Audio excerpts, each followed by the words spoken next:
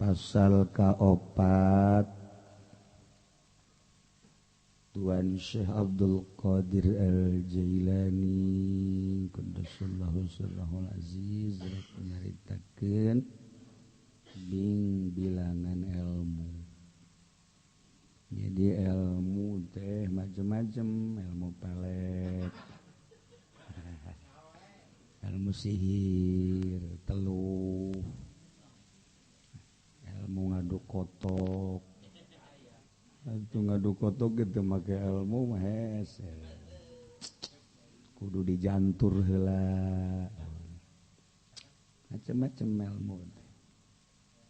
Ngajurus ka ditu ka seuneu.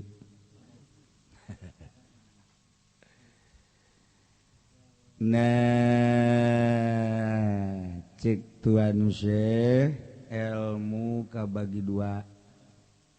Aya ilmu zahir, aya ilmu batin. Fal ilmu zahir 12 fanan, ilmu zahir 12 fan. Timimiti ilmu nahu, ilmu saraf. Ilmu arud, ilmu falsafah mantik, ilmu fikih, usul fikih, tafsir, mustalah tafsir, hadis, mustalah hadis, ilmu istiqaq, pohara mencakup 12 pan. Urang lamun dek ngabongkar masalah kudu boga 12 pan. Lamun encan boga 12 pan, ulah coba-coba ngabongkar masalah 12 pan. Coba atuh urang hayang nyaho 12 pan sekolah SD ora ono. Ning sekolah SD SMP laka.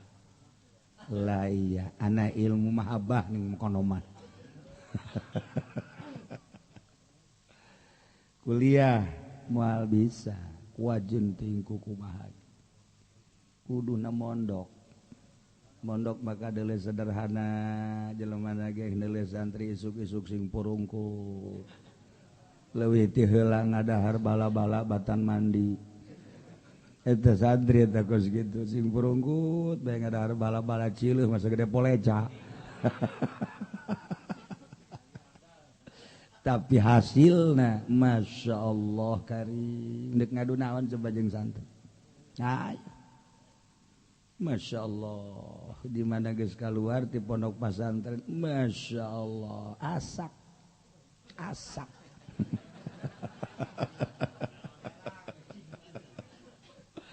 di obatan herang bae, hoyong buruk masak.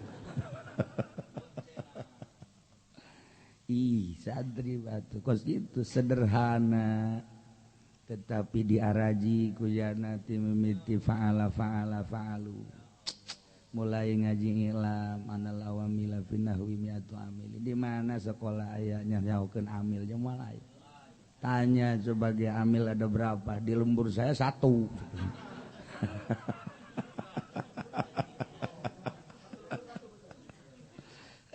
Itu santri mantep. Geus gajahokeun nasoroyan suruh nasron. Ieu engke bakal dibongkar ku istiqaq. Cik ahli istiqaq apakah ieu istiqaq sogir apakah kabir, apakah istiqaq akbar, kumaha cara wah kajahoan timbullah ke bakal mutaadi jeung lazim. Wah mulai cek urang lembur teh kadeulina mah budak sederhana tapi ilmuna masyaallah aing ge teu kaharti cek yeuna gitu nanya siang ngarti aing nu ngomong teu ngarti saduh.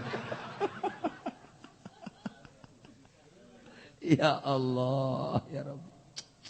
Terus ceritakeun wadhu amadhu khosbi pohara jas. Bisa ngabandingkeun ke urang dina ilmu wadhu mah antara nakiroh, antara isim jinis. Dengan melalui wadhu tersebut bakal kanyahoan kok isim jinis nakiroh berbeda sih. Jadi naon ge cik ahli wadhu? Wah, pohara. Kemudian ke kadituna nyaritakeun mubtada jeung khobar syarat jadi mubtada kumaha nu jadikeun khobar kumaha kemudian ke urang nyaritakeun tentang rahasia-rahasia ditabir make makrifat jeung nakira puyang ujanan kakara urang nyaritakeun urusan-urusan am jeung khos nalika kapanggih jeung ayat atawa pidauh Kangjeng Nabi.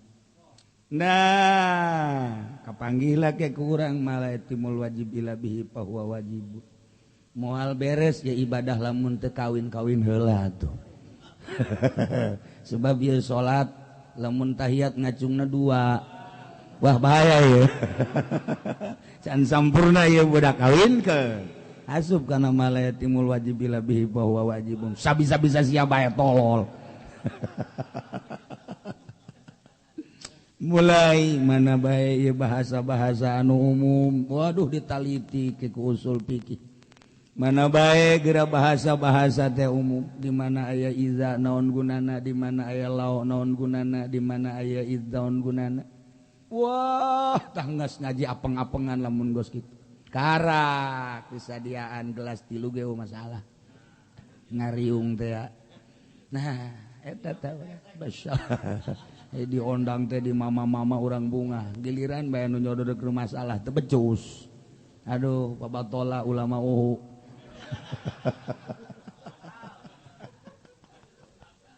Ya Allah, ore gaji. Masya Allah karim. Dumendak urang lamun kapanggih jeung Muhammadiyah ulah sok dilawan ku makna hadis, tanya ku urang. Tanya ku kalimatna tanya. Tanya ku urang terus kabilagahna ka mantek. Ayo sia bari mau martil urang ayo sia bari. Bisa dia salamet teu bisa ya martil ya. Ayo sia. Ai ka imah aing mah. Bab imah aing malah anu ngusir sia ku yang diusir. Ayo sia. Nah, jadi sieun panjang. Sana babeja ka babatullah ka dinya deui. Kurang dikampak sia. Masya Allah 12 fan untuk membongkar masalah. Masya Allah. Di samping kudu nganyahokeun mun hadis asbab wurud lamun Quran ayat kudu apal deui kana asbab nuzul. Urang mah kakarak ditanya kieu bae ge. Punten Kiai Haji Fendi, mohon. Aya Quran ieu Quran, pan eta mah Quran menang nyitak aya hurupan aya suara. Nah eta mah kan anyar, tah dupi ieu Quran kumaha apa hadis apa anyar. Ih keheula nya. Apa ini menang nyitak kita aya di dinya cetakan Dahlan Bandung. Nah ini mah anyar kan tah. Cenah kalam Allah mata aya suaraan teh hurupan pan ieu. Ih pan si mananya kos kitu ka aing. Karak ditanya kitu ge beri gidig. Enggeus maning soekeun jasna. Buka jas. Karak ditanya sakitu geus kageter ya Allah ya Rabbi. Nah, eta kudu dihadapi mahasiswa Wahabi anu nyanan yen keliru ka urang pertanyaanna seperti kitu. Kuduna dihareupan kumaha aja pene ka dia sia. Aing mah teu bisa tapi gelut aing bisa. Nah, sia mah lupa tak kagelut bae. Mending pun menang. Tah eta hararese. Ya Allah ya Rabbi, lamun Imam Hanafi diseret kita jaritakeun Quran teh hadis lantaran aya hurupan jeung aya suaraan tetap bae Imam Hanafi godit penjara Imam Hanafi ya Allah ya Rabb. Tetapi pan hate urang jaheut mah pan aya hurupan pan aya suara komo kumu amar menyangkreng sorana waduh dibaca kumu amar jeung kumu haydi ngeunaan bacakeun ku Haji Pendi Masya Allah peureup kala luar peureup. Geus aing mah mendingan ulang ngadenge sora sia cak ada yang puyang aing ngadenge sia. Cenah Quran ngeunaheun jadi baca ke usia mah kos kieu aing. Jadi setruk aing jan. Ya Allah ya Rabb. Ulantaran Quran makalam nafsi anu dibawa ku malaikat Jibril alaihi salam ti Gusti Allah ngadatangkeun ge teu bersuara langsung kesangan Kangjeng Nabi la harfun wala sautun wala kaifun wala kaifiyat hanya Kangjeng nu apa ketika beres turunkeun mukjizat malaikat Jibril indit karak dibacakeun ku Kanjeng Nabi inna anzalnahu qur'anan arabi eta mah bahasa Arab terjemahan kalam nafsi ngan tetep teu meunang dibahasakeun hadis sebab kalam nafsi panjang ta dongengna ka ditu carita anak-anak teu beusi ku ari loba Wahabi tah bahasana seperti kos kitu geus ulah dijawab tampiling apa nah ieu urusan ilmu zahir 12 pan hayang nyaho di pondok pesantren Masya Allah karim. Jadi aya warna-warnaan orang ilmu teh ternyata aya warna nahu, warna sorof, warna bilagah, warna mantek, warna mantak lain bae ilmu di pesantren mah pertanyaan nabeuh bedug teh sabala warna.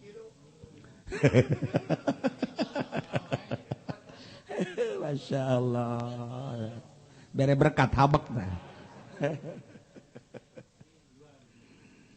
Wa kadza al ilmul batin kitu keneh sakumaha ilmu zahir aya 12 warna horeng ilmu batin gaya 12 lahu 12 fannan sami 12 fat maka pakusiba bainal amwal khos ala qadil istidad dibagilah ilmu baik zahir maupun batin antara umumna manusia wal khos khususna manusia pokona ala qadril istidad ukuran persiapan kemampuan diri masing-masing menerima ilmu dek aya di kelompok umum apakah dek aya di kelompok khusus apa dek aya di kelompok khususul khusus terserah kesiapan diri ulah-ulah ilmu batin atuh asup ka pondok pesantren ulah waka ngaji betahna bae heula hese karak betahna dong ulah waka ngaji ulah aya anu dianterkeun ka pondok pesantren bapana balik begitu datang ka imah anakna geus aya di imah heula anak tolol aya hayang betah we ge hese di pondok ya Allah ya Rabbi geus betah daek ngajina deui anu ngaringkuk bae pa di pondok teh ngaringkuk bae jangan mah berjamaah ge tilok berjamaah tilok naon tilok geus ngaringkuk bae ditanya geus 12 tahun Masya Allah karim mulian kita bae kolot tapi kita bilang nggak aja dibelikan ku kolot dat Jalalain tafsir Munir segala naon dijual pakai bobogohan ala qadril istidad kesiapannya datang ke mana geus betah aju ngaji mulai jana ngaji amil heula ila manalawa milami atau amin terus narki terus murad temahi sabulan 2 bulan amil doang ge saton beas saton eta amil doang ya bareng dijual meureun dua can jurumia can ngaji Umar Yato dan lain sebagainya yang datang ke Alpiah teh angel yang datang ke Alpiah teh geus datang ke Alpiah ka Johar Makdun ka Sulam karak naik ka dituna ke Syamsiah Samarqandi terus Ukudul Juman karak didinya tuh teu bahi saeutik waktu kadeleuna puluya peleye mas santri tapi ternyata koreng di jerona ngagelentrang barang datang ka imah langsung yeun pondok aya santrian milu kampanye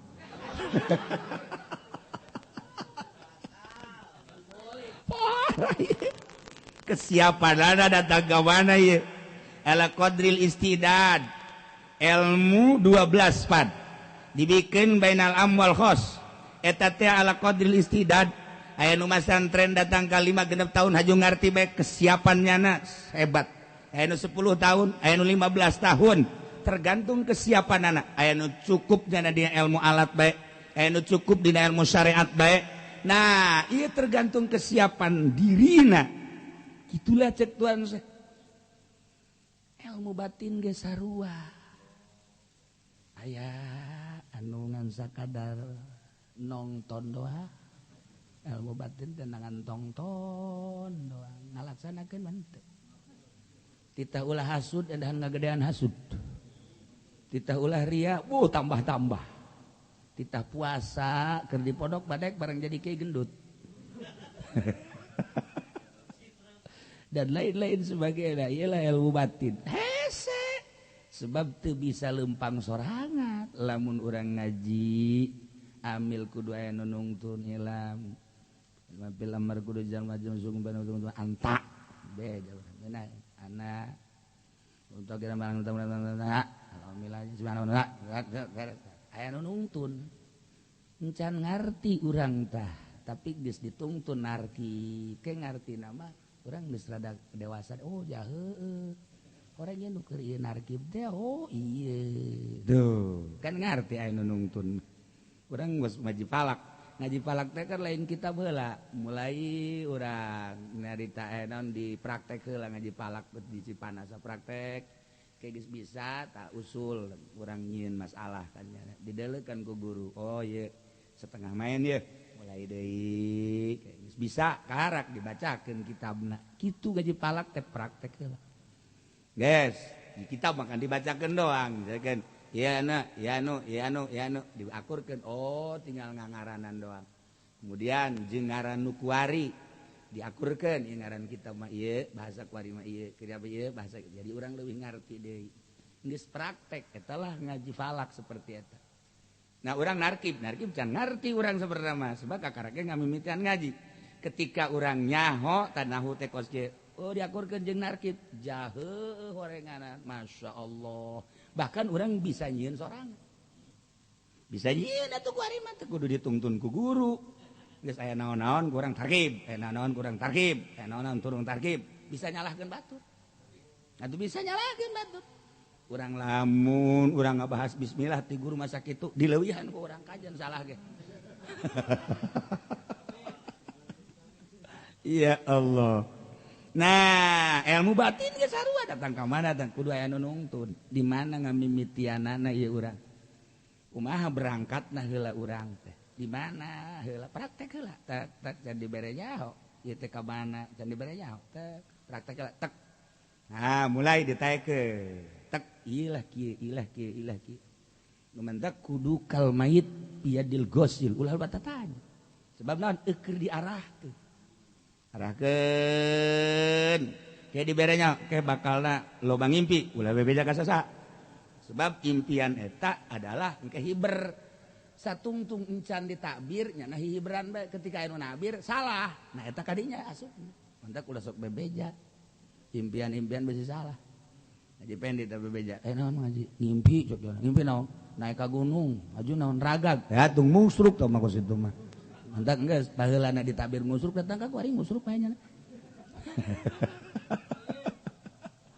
tah ya ala qadril istidad kesiapan mental urang datang ka mana ieu haju kieu ulah sok ngaji-ngaji tasawuf tadi itu mah lain ulah sok norekat eta mah lain bagian urang tah bagian batur geus dicukupkeun datang ka dinya berarti nyana mandeg di dinya boro-boro hayang nganyahokeun boro-boro hayang siap boro-boro endek berangkat siap ge teh berarti eta nu ngomong kos kitu nganggap Allah bodoh teu beunang urang mah mal bisa cekna ngaji kos kitu mah mal bisa geus beda mah batur urang mah cukup bae di dieu namun nyana nganggap bae boga perasaan urang mah mal bisa emang nu ngabisakeun urang apa Allah nganggap bodoh ka Allah tadi ilmu thariqah mah teu meunang ngomong kitu nganggap apes ka Allah hayu bae urang nonton bae heula urang geus main bola nonton bae heulanan engke ge nyaho oh itu pan ditreat offset pan itu ditreat hand pan itu ditreat asup tah mah kos kitu mah oh nonton heula 2 kali 3 kali mulai nyana ge oper-operan make bola plastik tok tek kabelah ditu nah jadi bintang sepak bola kana raka betul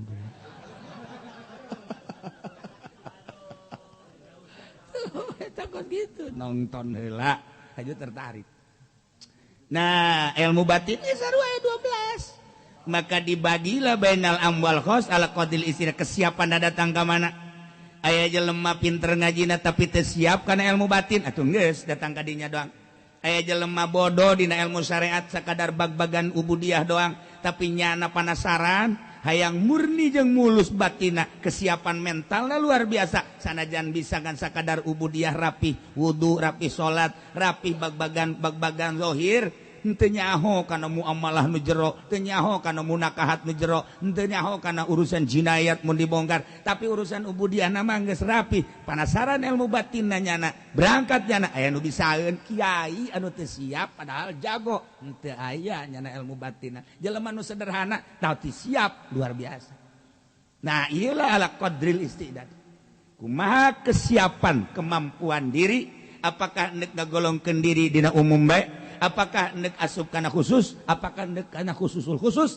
tergantung kesiapan masing-masing atuh geus ngahikmat bae ngahikmat anu siap papan siap 3 tahun puasa bae 3 tahun ngorandang di Cirebon teh naon kadang-kadang tuh di Panuraga geus teu kuateun nya ngangkat suku ge demi cita-citana beuh hayang bisa hiber nya eta ngahikmat kos kitu asal digebregeun beta tangkal eta non eta tololnya salikmat mau goblok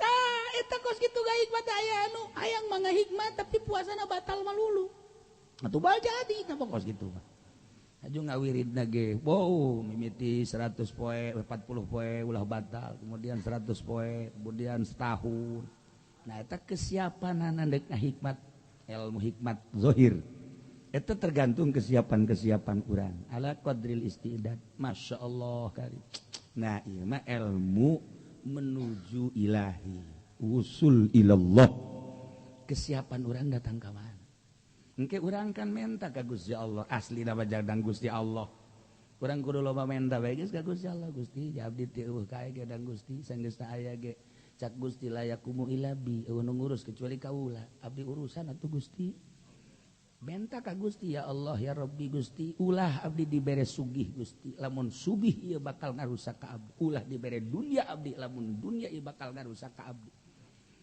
bebeja ka Gusti Allah engke ge dagangna amruk kabeh cak aji pede aing teu dipenta ge geus amruk mau dipenta cak cenah atuh aing mah bisa ngedeplek lain gitu tabah urusan ada ya deuk ka Allah penta ka Allah ya Allah ya Rabb ku abdi ieu cinta bae dunia sedengkeun dunia mah kapan ngahalangan ka Gusti azabu ummati dunyahu siksa umat kaula adalah duniana selama urang cinta kana dunia jadi siksa sapedah bae ge lamun urang cinta ka sapedah jadi nyiksa ka urang kudu di kempes lamun kempes kudu di kompa lamun rusak pelekna kudu diganti mending mun boga duit mun teu boga duit maling kongkorong pamajikan ribut bae pantungtungna gara-gara sapedah doang siksa eta kos kitu masyaallah mending mun cek pamajikanna jual habeka pake kawin deui eta mah ngeunaheun teh pak kitu mah ngomong doang sia mah nah iyalah ala qadril istidad kesiapan mandak berarti kan urang kudu dibuka heula cek Tuhan Syekh Abdul Qadir siapkeun heula mental urang untuk menuju wusul ilallah apapun yang terjadi masa batur bisa urang henteu tapi itu bae siapkeun mental urang deuk ka Allah titik beres engke urang pan bakal datang ke pintu gerbang maut saha nu rek nganterkeun urang syahadat saha nu rek nganterkeun urang maca kalimatun thayyibah di pintu gerbang maut sedengkeun al mautu babun aya pintu gerbang supaya gerbang tersebut terbuka syahadatna kalimatun thayyibahna beureun aya syarat-syaratna nu pintu-pintu nu sejen kudu ditutup supaya pintu gerbang maut aya kalimatun thayyibah nu cak Kangjeng Nabi man kana akhiru kalamihi la ilaha illallah dakhalal jannah supaya pintu gerbang maut urang blak aya la ilaha illallah beureun aya pintu-pintu gerbang anu kudu ditutup iyalah kesiapan mental ilmu batin supaya lamun pintu gerbang nu sejen nutup pintu gerbang maut kalimatun thayyibah terbuka eta nu diharapkeun etalah nu diharapkeun ku ahli-ahli batin teh supaya blong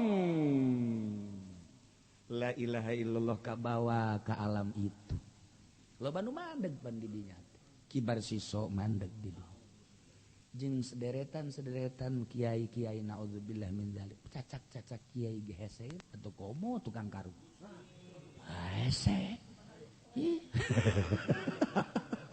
jeung sederetan pedak naon gitu ngaranna pedagang petani pejabat lamun henteu ditutup pintu-pintu gerbang anu bakal ngahalangan kitulah istidad ngaranna siapkeun ku ari pintu gerbang nu bakal ngahalangan tutup naon eta panyakit nu ngahalangan batin sehingga henteu neuleuh ka Gusti Allah dengan kata keren teu musyahadah ka Gusti Allah tutup pintu anu jang musyahadah pintu nu ngahalangan musyahadah etalah cek Tuhan saya ala qadril istidad kesiapan orang datang ke mana kesiapan orang tah ieu dibejaan ku Tuhan saya siapkeun mental orang untuk menuju wusul ilallah hendak ngaji heula masantren jelema nu teu masantren mah pokona mah pangmustungan bae pangmustungan jelema teu rek masantren mah teu rek ka Allah geus we sakit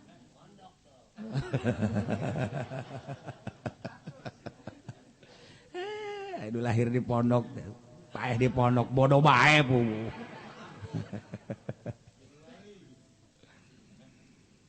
Falulumum menhasiratun ala arba'ati abwabin ternyata horenganan cek Tuhan ilmu teh kabagi kana opat.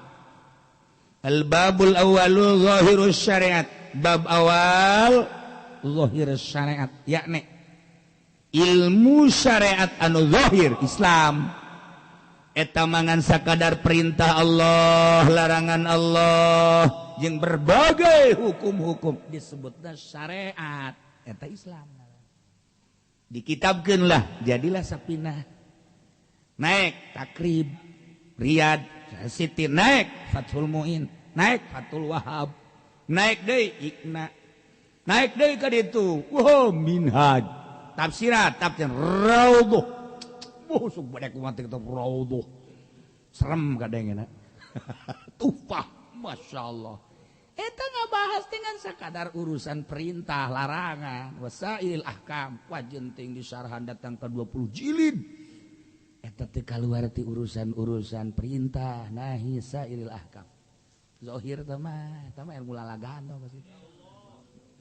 Ilmu lalagaan teh mah teman sepira nyaritakeun perintah salat, perintah puasa, cara-cara praktek salat, praktek puasa, praktek wudu zahirna. Rapihan ku urang wuduna, rapihan ku urang ta praktek salat. Rapih jasa. Sakadar zahir tah mah kos kitu mah. Bisaeun tah mah bupati ge kos kitu mah, aya hebat-hebat. Bisaeun tah mah gubernur ge kos kitu.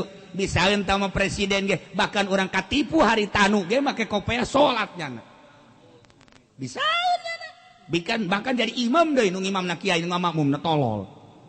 Bisaeun zahir atuh ngaranna ge. Naon hesena zahir mah atuh? Jubah loba di toko. Sorban loba di toko. BHS tamer atuh ai batur mah meuli si eta mah menta. Deres benta ge dibere maling. Masya Allah, geus kolot ge maling keneh bae. Ya Allah. Ku hayang ginding maling we biasa. Zahir mah gampang urang loba katipu. Sangka ku urang kiai orenganan Kristen. Orenganan Katolik. Deuk kumaha coba zahir mah kos kararitu. Urang kapanggih jeung awewe geulis amat make jilbab, make rongres dan lain sebagainya. Masya Allah, orang Yahudi. Ji atuh zahir mah kos kitu zahir mah. Nah, iyalah loba katipu ku zahir mah. Urang katipu aya jelema make udang, make jubah, urang cium tangan, horenganan bajingan. Barang kapanggih bajing Haji Pedi teu make kopiah, make lepis janat, horeng leuwih bajingan.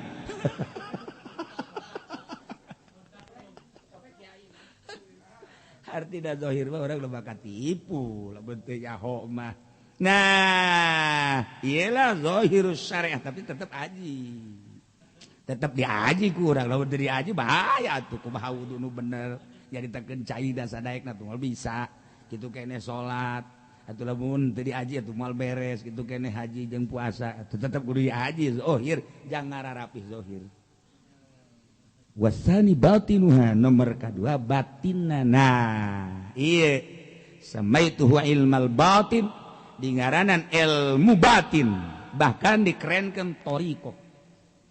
Keur kan ayeuna datang ka kula nyarekan hawa pertama mah teh di kukumaha kadua kali katilu kali nya nyaritakeun tentang dan kenapa ditanyalah lalaunan dibawa ngobrol batin maksudna saya mah enggak bertoriko, yang bertoriko mah Habib Lutfi, Habib Umar, Habib Jafar dan saya mah enggak. Itu kata di sini, ya itu bersekedarin aja, cuman ini aja. Cikulat ya, saya mah cuman belajar supaya tidak ria. Kan itu semua. Bertoriko enggak bertoriko kan enggak boleh ria, iya, enggak boleh ujub, iya. Jadi isi toriko teh kukula dibejakeun kan. Iya, memang begitu cekena teh. Tah tareh ya cekuna tareh ya. Terus dibawa ke untuk memperkenalkan kenal dengan Allah. Sebelumnya kan kita harus kenal dengan Nabi. Iya, cekena teh. Urus dibawa-bawa geus beres nganana iyah-iyahan tuh panjang tadong. Ya itu toriko namanya. Mau ngapu apa enggak itu namanya toriko. Dibejakan baik kayak Muhammadiyah, dia tidak mengakui mazhab.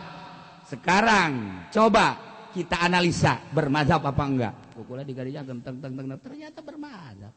Baliknya nanti pamit. Salah sejeuna orang Karawang tolol tuh orang Karawang. Di luar dah dua mah eta kos gitu. Jadi teu kudu nyaritakeun toriko mah sakadar ngaran. Orang cokot esi toriko dek ngaku atau nanti toriko gak masalah tetapi kan lain urusan toriko nah perjalanan eta mangan sakadar di ngaranan pedah kangjeng Nabi taraktukum alal mahajjati wa tariqatil bayda. Nah dek ngaku adek teu sabodo sebab perjalanan toriko mah kabehan dek Muhammadiyah dek Persib. Nah ya, nomor kedua ilmu batin atau torikoh ngarana. Iyalah jang urusan batin. Ketika orang sholat di jerona aya ilmu batinan bakal akur zohir perintah Allah kos kitu. Cak syariat batin nageh nempel taluk ka Gusti Allah. Ketika orang maca Quran ayat torikohan.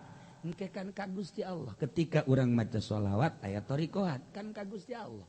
Karena mun eueuh torikohan mah urang maca sholawat supaya dagang maju. Ieu kan di luar toriko negara. Tuh kan. Urang maca wiridan supaya warung urang maju. Eta kan lain toriko da kos kitu. Urang ngariung supaya menang berkat bajingan kan itu mah. Tuh kan. Masya Allah. Urang ngariung ka dituna supaya yang kalem ku batu. Eta kan lain toriko aran. Ketika urang bertoriko pusatkeun ka Allah. Beres. Titik geus ulah hayang ka makhluk ulah hayang ka dunya hiji Allah kan sedep kadengena praktek mah hese atuh sedep-sedep ngadengena heulanan tuh Masya Allah sia tah mah. Wasalisu al-batin katiluna ilmu batin sama itu ilmal ma'rifat luhur ya geus kenal berarti cara mengenal lain penting ilmu marifat praktek pengetahuan syariat heula kedua pengetahuan ilmu batin atau thariqah nomor katilu praktek supaya datang ke ilmu ma'rifat katilu kaopat rabiul abdalul bawatin ilah khusus karena leuwih batin deui di ngaranan ilmu hakikat padahal mah urang kuarita kan keur berhakikat. Urang salila hirup berhakikat ngan urang teu ngarasa berhakikat boro-boro berhakikat bertoriko gente sebab urang nah teu ma'rifat ka Gusti padahal mah urang keur aya di hakikat urang kuari ieu urang keur ngaji kadenge sora kadenge penjabaran hakikat da mah ka dieu ti Allah jah hakikat da mah ieu teh urang teh ieu tina la ilaha illa anna nu mantak memehna urang la ilaha illallah teu aya pangeran nu wajib disembah angin Allah nu kamari teh. Kemudian ku ari Allah Allah Allah mulai tah di jero hate urang ka Allah Allah Allah. Nah, ku ari al-haq al-haq al-haq al-haq al-haq. Hade teh ka hu. Eta nu kamari dibahas ku urang hu teh ya berarti kan Allah. Berarti kan duaan doang urang kan jeung Allah. Nah, eta geus bermakna nyingkirkeun sakabehna nu aya urang jeung Allah. Berarti kan lamun geus tak ittihad, bahasa ittihad teh bahasa thariqah. Atuh geus la ilaha illa anna nu tatadina la ilaha illallah jadi Allah Allah, jadi al-haq al-haq, jadi huwa huwa, ku ari mah diganti la ilaha illa anna. Ngaku bae jadi pangeran ka neraka. Tuh lamun guruan cilaka. Mun guruan atuh cilaka. Tapi geus mau tidak mau perasaannya geus la ilaha illa anna. Eta mah janang Allah. Emang ti dituna kitu atuh geus mah. Sebab naon? Geus diberekun Allah. Nah, lamun guruan kan cilaka. Nah, eta geus datangkan ka hakikat sagala rupana. Da Allah, urang ieu kuari aya nang Allah, engke eueuh ku Allah. Ieu kuari urang neuleuh nang Allah, dipaksakan di hakikat ba deuleuh maneh teh deuleuh Allah. Urang di hakikat bae urang mun belajar ilmu hakikat ku guru. Teu meunang urang neuleuh, teu meunang ngaku urang hijab antara urang jeung Allah. Allah nu neuleuh. Nu kadeuleuh Allah, nu neuleuh Allah. Teu kuat kan urang, sanantaran urangna encan mimitian.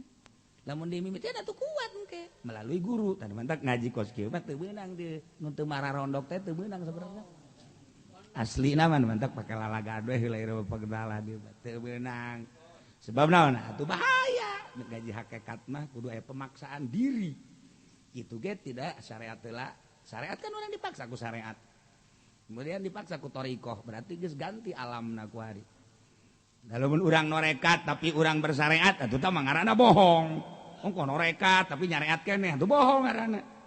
Mantak ayeuna ku ari jelema norekat maca zikir salat tapi make proposal keneh tampiling teu baca. Ongko norekat tapi berlaga syariat atuh lah ngomong norekat ku situ. Ongko norekat tapi dileg-legan bae duit pamarentah. Atuh mah ngaranna nyareat udah sok ngomong norekat atuh ku situ mah. Ongko norekat tapi ka pendopo asal dibere duit leutik bae kan menta deui tolol. Eta kos kitu da aya norekat mah norekat lain deui atuh jeung syariat. Geus lamun nyareat ulah sok ngomong torekat.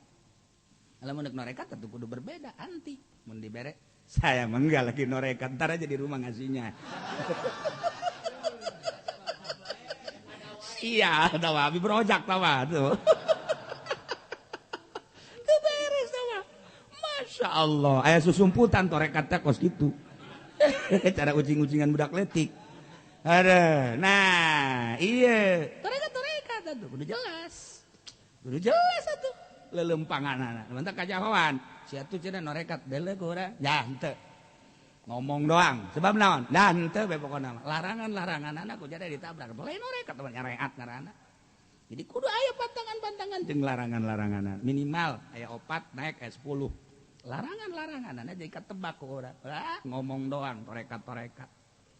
Lantaran naon? Di jerona batin kan ieu. Kajahoan ku ahlina. Ngan geus teu naon atuh urusan nyana ieu ngan ieu mah keur ngaji.